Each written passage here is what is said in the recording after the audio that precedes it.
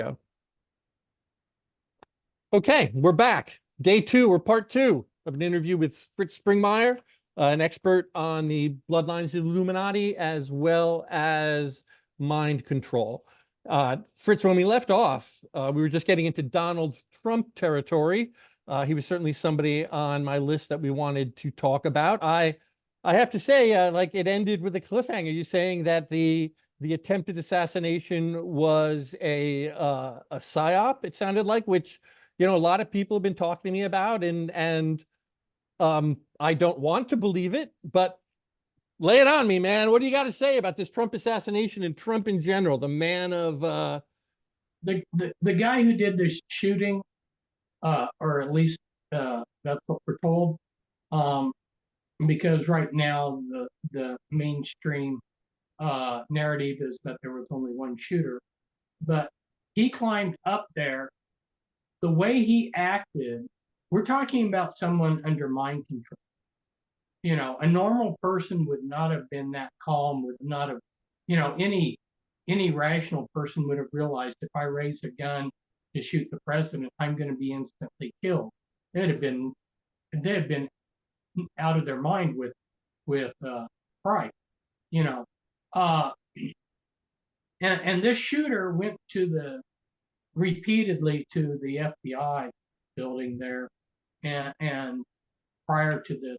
So we're looking at someone that was under mind control.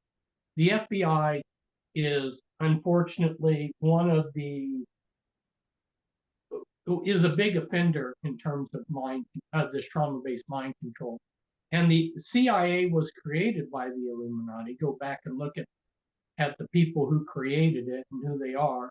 Go back and look who ran MI6, all these intelligence agencies, and they used to call it social, look at these people. They were elite.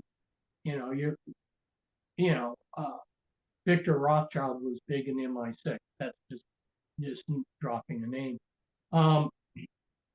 So why would they want to do something like this? Well, now Americans are so emotionally behind Trump that no matter what he does, they're not going to critically examine it. They're just, this guy, the Christian prophets are saying, yeah, this is a great man of God. It's crazy, all the things that they're saying. It's reached the point of idolatry, which if the Christian people that call themselves Christians want to get right with God, they're going to have to confess idolatry. So nobody's going to critically think about what he's doing. And then what does he say he wants to do? Well, Agenda 47. And what is Agenda 47? Well, if you read 900-page Heritage Foundation's Project 2025, it's almost identical. Now, Trump says, no, we're not going to do Project 2025. Okay, he can say that, but if you read the two things, Agenda 47 and Project 25, or Project 2025, they're almost identical. And what are the kind of things that they're talking about here? Why, they're going to shoot, they're going to execute drug dealers. Now, where have we seen this kind of stuff before? In Argentina, where the CIA helped a right-wing government come into power, and everybody that right-wing government didn't like, that was somebody that could oppose them, they labeled a communist and they executed. That's the power of being able to execute some group like. Is that really what we want? Is our government going around and just executing a drug dealer? I mean, what is a drug dealer? And forbidding any kind of abortion? I mean, do we really want to get that extreme? And so you ask yourself, how extreme is this agenda going to get? People don't realize what the Nazi government did. let's backtrack.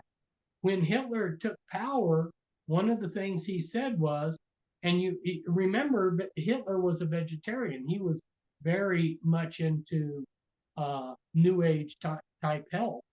And he said, cigarettes are not healthy. You know, smoking is not healthy. And the Nazis forbid cigarette smoking in public places. And during the Bush administration, I was looking, this was back in 1990 or whatever, when I began way back there in the early 90s when they were coming in with this stuff. I looked at the wording of their laws, the US government's smoking laws, and they were lifted word for word from what the Nazis had done. Is this what we're wanting, people? You really want to bring this kind of radical right in?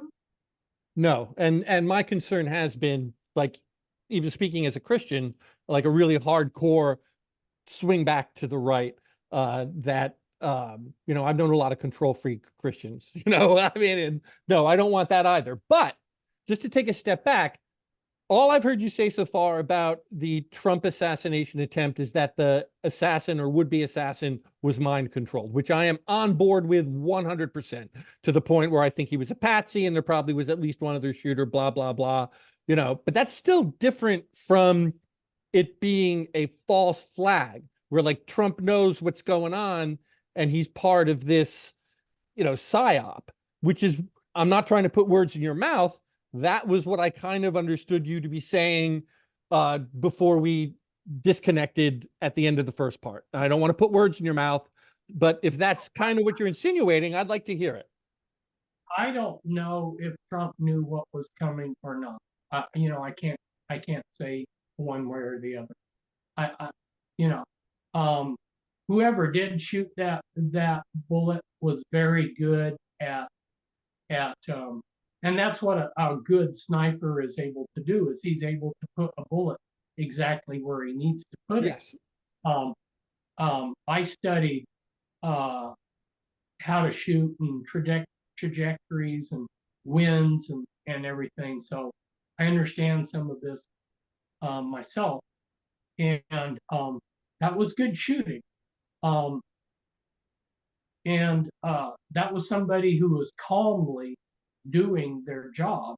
I don't know if Trump knew about that. When I say it was staged, I mean somebody decided that this was a good idea, and it wasn't this lone gunman who was a crazy. No. And it was done for a reason. And I believe that the reason is so that they would generate this mass hysteria for Trump. So going back to something I started to say, when people ask Trump, how soon are you going to do your Agenda 47? He says, from day one, we're going to jump in there and start doing it. Well, if you look at FDR, when FDR became president, for that first 100 days, he was throwing so much legislation out there, nobody could keep track of what he was doing. And so I'm saying we're setting ourselves up that we're going to have an administration it's basically going to be have a free ticket to do what it wants. People are so reactive to what the Biden administration has done that they're going to give this new administration a free ticket, and then they're going to be doing things so quickly, even if people did want to try to track it, they're not going to. And you look at the kind of things they're saying, this is radical. This is the radical right. This is not an administration that's going to heal the wound. And we have a major problem that the Illuminati have wanted to take down the United States with a civil war. They've been trying to create the conditions for a civil war. And this is just going to exacerbate that. You see what I mean? Oh, no, I do. I do. I expect the pendulum. Go ahead. I've never seen the polarization in this country like it is today. No. And all that this Trump administration is going to do is further polarize, which is going to further tear apart this country. And if if you're against all of the agenda of the Biden administration, people are like, well, yeah, well, bring it on. Let's get rid of all this crazy agenda. Well, that's why they did it. They did it. It's Hegelian dialectic. We're good. And who got blamed for Hitler? Not Wall Street, who financed them, not the Krupps. They arrested the Krupps at the end of World War II, and they should have been executed. The Krupps is an Illuminati bloodline that I expose in my Bloodlines Illuminati book. They let them go. They financed Hitler. They were right in there using slave labor and everything else, but they were Illuminati, so they let them walk. You know, so who's going to take the blame for the excesses that happens with the radical right? The American people. We voted it in. We're going to take the blame from the entire world. Well, I mean, again, I could see it happening. I don't want to get too political because, I mean, from where I sit, it's, if Kamala Harris gets elected, I don't see things improving much either, and I don't consider you Republican or Democrat. I might be wrong. I don't know. But so I believe in Christ. Right, exactly. Yeah, well, he's not on the ticket. Yeah. Yeah. Even if he was, he'd have a hard time. So Kamala Harris, yeah, this is what when you go to deprogram these people that have trauma-based mind control, the programming sets up these double binds. If you go this way, you're binded. If you go that way, they intentionally. This is Illuminati programming. It's what they're masters of. Yes. They double bind you so that you don't see any way to go except the way that they want you to go. Right. It's perfect. I've seen this so much. It's like the lose-lose scenario. That's right. You get offered a lose-lose scenario. Yeah, exactly. And that's where we're headed. Yeah, yeah, I see it. I see it. So while we're talking about influential people, I know the Fitzgeralds and then the Kennedys were among the Illuminati bloodlines. And, having just been on the periphery of Robert Kennedy's anti-vaccine movement and some of the people who have worked with him, and just like reading his books and like checking them out. And, I used to study JFK, and I know he's not the saint that, I was presented when I was in fourth grade or anything like that. But it does at least seem to me that like the Kennedys don't want to kill us and are kind of anti-war. And so like, I'm just wondering, like, am I being played for a fool? Like, I want to like Bobby Kennedy, and I think of Pandora's box where like all this bad stuff gets out, but there is one good thing. So like, again, maybe I'm naive. Like, could one of these Illuminati families be not so bad? And can you address the whole Kennedy thing somehow for us? When I interacted with these Illuminati kingpins, they actually loathe the Kennedy bloodline. The Kennedy bloodline's been kicked out of the Illuminati. Really? Yeah. So I don't know. You can go back and look at so many of the Kennedy members of the Kennedy family and how they lost power through that time period. It's really amazing that Robert Kennedy's gotten where he has, Robert Kennedy Jr. I don't know.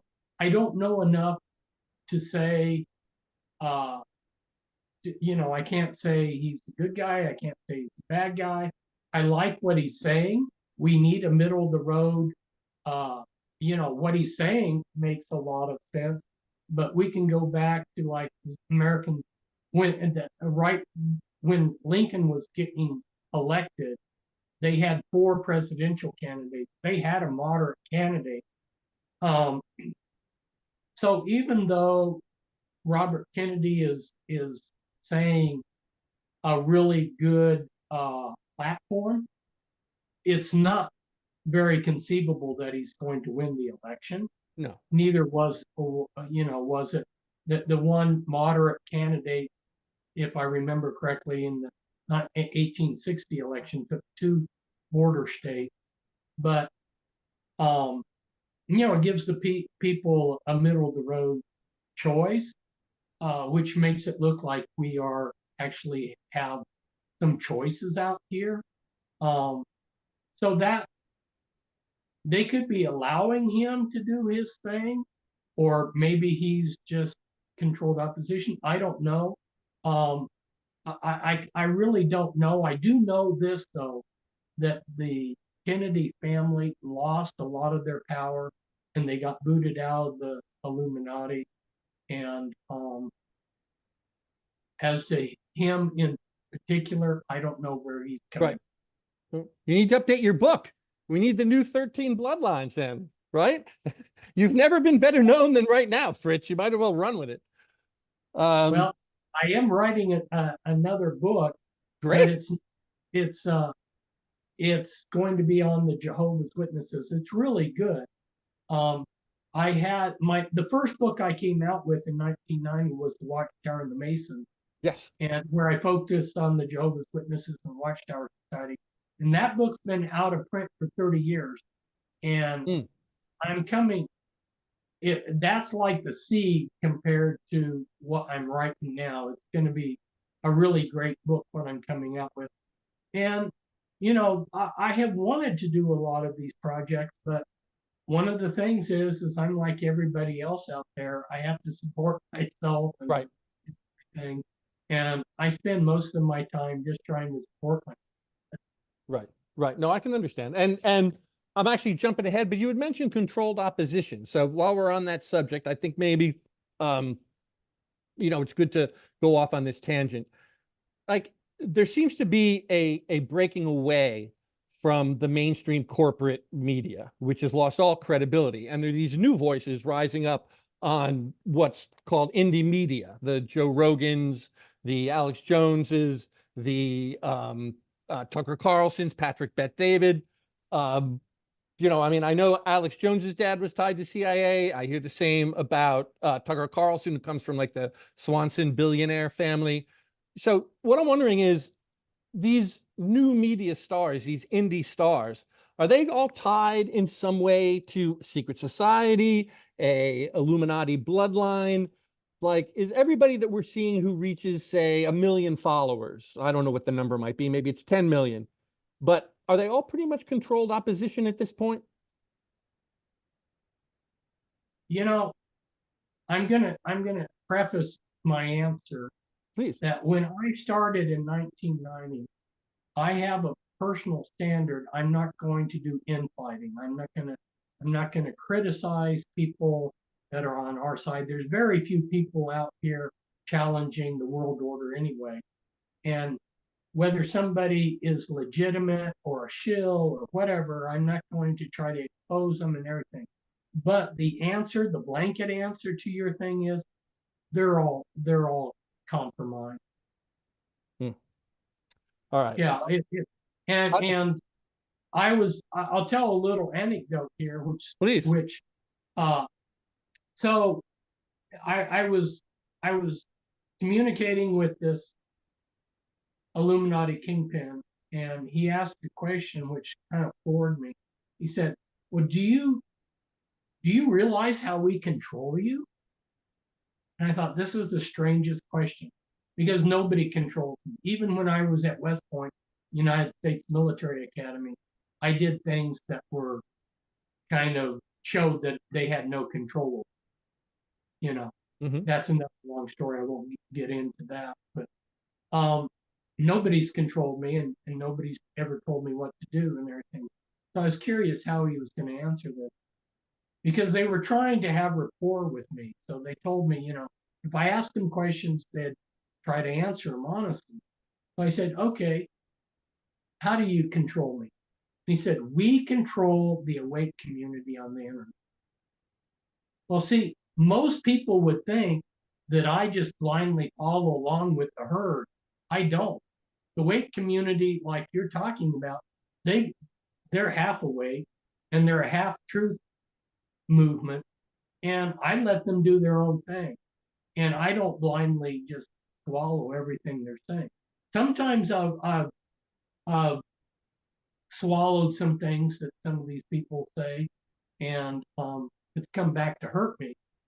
But I'm leery of them too, you know, Mm. and you got all these prognosticators out there that are going, you know, I won't even mention names, but it's kind of funny because they'll go, well, I worked for the CIA and I got to warn you, our economy is going to crash in a month, you know, and um, you know, like I'm just going to go, oh, well, this guy must know what he's talking about because he was an advisor for the CIA, you know.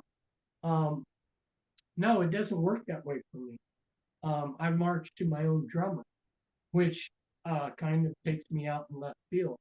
So an example of that was Y2K. So the first person I heard talking about Y2K was a banker. And I was like, a banker? This got my red flag up here. And then all of a sudden, all the wake communities, like everything's going to crash in 2000, you know, Y2K is coming and everything. And so as a joke, there was this little shot glass that said the answer to Y2K. I got it because I thought that was funny, you know, yeah, Yeah. glass answer. Yes. So then I was asked to be a speaker in Calgary, and the guy really wanted all of his speakers to warn about Y2K. And I was like, conscious wise, I couldn't. So what I did, the way I approached the subject was, I said, well, anything could happen in this whole spectrum from A to Z. You know, nothing could happen to total collapse. And I just presented it that. That's how I skirted it. But I was leery, and I've been burned a number of times by listening to some of these people and thinking, well, that makes a lot of sense. That must be right. And then I get myself into trouble by repeating it. So yeah, that's how they you're right. You're dead right. You should be suspicious of these people, you know. Yeah. Yeah. No, I mean, I've throughout my career, it just seems to me that people either rise to a certain place and then go no further, or they get a little higher and then the things they're saying starts to change, you know? I mean, so it does seem like, yeah, you get somewhere there and that's it. And like speaking about you'd mentioned a wide range of things that can happen between A to Z. It does seem the way things are progressing now that we are on like a train that is heading pell-mell. So I guess my question would be, like speaking to you both as an expert in your field and as a Christian, do you feel like we can stop what's coming? Or is this it? Is this like the end times and like everything's played out? Like I don't know who can change their mind at this point. I mean, it seems to me if you can't see what's going on, you're probably never going to see it. And so, you know, the divisions seem pretty much set in cement. Um, but I'm still wondering, you know, like, can there be this enlightenment, this Christ understanding that can pull us out of this pell-mell train ride to hell? I mean, you know, or are we just like destined and this is it and ride it out and be the best man and woman you can until it's over? Well, that's a good question. A lot of people are asking it. There's a whole bunch of different ways to approach that question.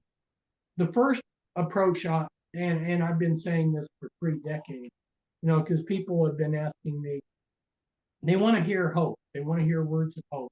They want to hear, yeah, we can win. We can win.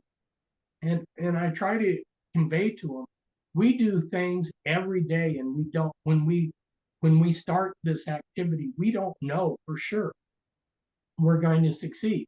I go to Walmart. I don't know if I'm going to be able to shop. Their computers might go down. You know, I'm going to travel from A to Z. I don't know. There might be roadblocks there. We don't know the final outcome of anything we do, but we go ahead and do it. So good people need to continue to be good people. You need to do what's right, no matter, you know, we do what's right and let God be, um, what's the word I'm looking for? He's going to be our success. Um, and so go ahead and do what's right. Good people have to stand up for what's good and what's right. And you can't get the cart before the horse and say, well, I only want to do good if I know that we're going to win. That's Right. not Christ was. Right. You know, do I see any way for it to be derailed? Well, yes and no, because their plans were for the year 2000, Right. and we are now like 25 years behind their original timetable. So it got destabilized, and there have been some inner conflicts within the Illuminati where they've had internal wars, um, and so the possibility is there, but it's not probable. Um, and one of the reasons why it's not probable is because God has said how he's going to treat humanity. And when we do things that bring judgment upon ourselves, then he is going to bring that judgment because he's promised. Right. He says in Deuteronomy 30, I set before you life and death, choose life. And we consistently, as a nation, choose death, Yes. And so, yes, it's possible we could turn around and choose life, but we have a cult of death in this country, and we continue to choose death, and that's going to bring the judgment that God has. So God's the only person that could throw a monkey wrench into all of this thing. Yes. And at this point, I don't see the conditions matching that. I mean, like Jonah, to Nineveh, he's like, well, I don't want to go there. There's a wicked city. And God's like, well, yeah, but they can repent. Well, okay, yeah. The United States could repent. There is still a lot of good people in this country, but they're being blinded. They're being blinded. They're seeing Trump as this great prophet. I mean, they're being blinded. I know. I Um, know. and are they going to wake up? Is somebody going to see what I see? Are they going to really repent like needs to be? Because judgment starts at the church, at the house of God. And right now we're in judgment. The churches are in a pretty bad state. Oh, they're terrible. My Be White the Serpent's book that came out in 1991 showed how bad it was. I went denomination by denomination and showed how a lot of their clergy were Freemasons. But it's even worse than that. I mean, Freemasonry within tainting Christianity is just one other thing. They're tainted by compromise, by ministers that are being blackmailed, and on and on. It's a mess, So, yeah, it's possible, but not probable. Yeah, I would kind of go along with that myself. Um, I did want to get back to one thing you mentioned about potential civil war inside the Illuminati, which, even to just like regular Joe Blow on the street, it seems like there is something very strange going on in disagreement among, occult powers or whatever. I mean, I've had people who, never asked anything about that in my entire life ask me questions about it now. And it's just like so strange. And I've heard people surmise that this is because the families at the very top, the Rothschilds and the Rockefellers, have had their patriarchs die in the past few years. And I'm wondering, is that what spurred this a conflict inside the bloodlines? Is it some want to go public or bring this externalization of the hierarchy outward, and some don't? What actually spurs this conflict? Well, several things have created conflict. One is you have, it's a common human tendency to in-group, out-group. So you had full bloods within the Illuminati. That means people that have genetics from 100% Illuminati bloodline, and then half blood. in the late 90s, you had a conflict between those, that's an in-group, out-group, that's your normal human tendency to the pride and arrogance is my group's better than yours. And then in 2003, the old guard of the top families, the three top families, they tried to pass the mantle on to their next generation, and the next generation didn't want it. So, yeah, there has been some problems bringing the new generations in line with the plan, and you wouldn't think that they would, because they use this trauma-based mind control on their own people. Right. But it's, things like the internet are a lot of these things that they're using, like they use the internet, they created it. They're double-edged sword. Yes. There's been several things created that gave the common person a lot of power. A photocopy machine, they used to control publishing. Well, a photocopy machine, you can produce whatever you want on your own. You don't need a publishing house. That gave us, the common man, great power. In fact, that's how our American Revolution came about, was that great equalizer, the musket, and the Kentucky frontiersmen, they went to North Carolina. They left Kentucky and they went to North Carolina, and there was a British army, and they thought, you know what, we're just going to camp on the top of this hill, this mountain, and that will make us secure. Well, they got surrounded by these Americans with the Kentucky long rifle, which had a longer range than the British musket, and the Americans could shoot the British on the mountain, but they couldn't shoot back. And so they won the battle. Well, I bring that up just as an example of how the musket equalized things. Yes. Common man was able to stand up against the greatest military of the world, the British Army. And likewise, the internet has, for the first few years, it's been like the Wild West. It wasn't controlled. Now it's being more controlled. It gave us a lot of power and leverage on things. So for a while here, it's some of the things that they have created have actually, in a way, made things more loosey-goosey to control. But, Yes. eventually they'll bring everything in. They brought the Wild West, they brought it under control. Now there's no longer any Wild West. Everything's nice and controlled here in Western United States. And the same thing's going to happen, with the internet.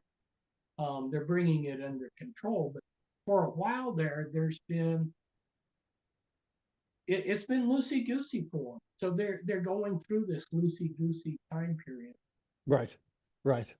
And this is one thing that I'd sent you several questions beforehand. And this is like kind of coming out from left field. Like everything in your book, most of the bloodlines, most of the big secret societies I see, like, is there ever anybody black? I mean, it's like, are any of the bloodlines integrate African blood? I mean, like, I know, there's the secret society, the Boule, but they seem like they're rolled under Skull and Bones. That's why, like, I've recently been pushing a thing like maybe there's this 8th secret society, or there's this new bloodline or something, because like it seems like for the first time ever in the West, black people are being influencers in the realm of power. Well, and okay, again, I know I'm catching you off. If you don't want to answer it, you don't gotta. no, I no, just I'm think going to answer it. I'm just searching a little bit for how to lay it out. So these bloodlines, And people are not going to want to hear this because it's not politically correct. They want to hear that, yeah, the blacks are sharing power. No, the blacks aren't sharing power. The hierarchy at the top is white, Yeah, that's what you I know, thought. and it has been. It's the Aryan. Now this all goes back to the you can I have traced the movement of the Illuminati headquarters, or it's really the headquarters of the mystery religion, and it goes back to Baal. Okay, Yep. Balka, Baal, and the Aryans that left there went to India and became the top caste. Now the Aryans in India are white. Okay, um, there's black people in India. There's but they're at the bottom, and the Aryans, the top caste, go way back to these migrants from Baal, and this is what's happened. So at the top, it's the Aryans, it's the whites, but they're very smart. They realize, that we want to have control everywhere. They love power, so they're going to bring in their puppets. You go to Africa, and there are people that will sell their soul to the old colonial power. There's people that will sell their soul to the Russians or the Chinese. You know, Mhm. there's people that will sell their soul, and they're given a little piece of the action and think that they are somebody, but they're just tools to be used by the big boy. And when they're done with them, they'll toss them out, Right. and that's just the way it is. Right. No, I mean, again, I remember that big Martin Luther King biography I wrote where after his great success in the South, he went to Chicago thinking he was going to help there. And he found out like the whole Black power structure was under the thumb of, the wealthy gangs and mob, that ran Chicago. They didn't want to have anything to do with him. They undermined him, like they didn't want to help the other Black people. Thank you. So, Great example. That's yeah. exactly what I'm talking about. Yes, there you go. So we're down to like a minute and a half. And I know you got an out time with your family. So, I mean, is there anything you just like to close with, besides like the seek Christ, which, I think we are in agreement on? Wow. Uh, I just hope people would give Christ a chance. He said in John 17, basically paraphrasing, he said, want to know if my words are from God, try them. And I think Yes. that if somebody sincerely tries his words, you will see that they are divine. Um, do you want to do a third session tonight since we've only done Oh, two 40-minute sessions? no, I would love to continue for another 40 minutes. I just know that you had, family stuff. So if you needed an out, I wanted to give you an out. So that's cool. We're under a minute. Time, one Pardon? more time, and then we'll wrap it up for the night. Okay. Okay. Sounds good. All right. I'm shutting this down. We'll get back in a sec. How come I can't shut this down? See, Groundhog Day. yeah.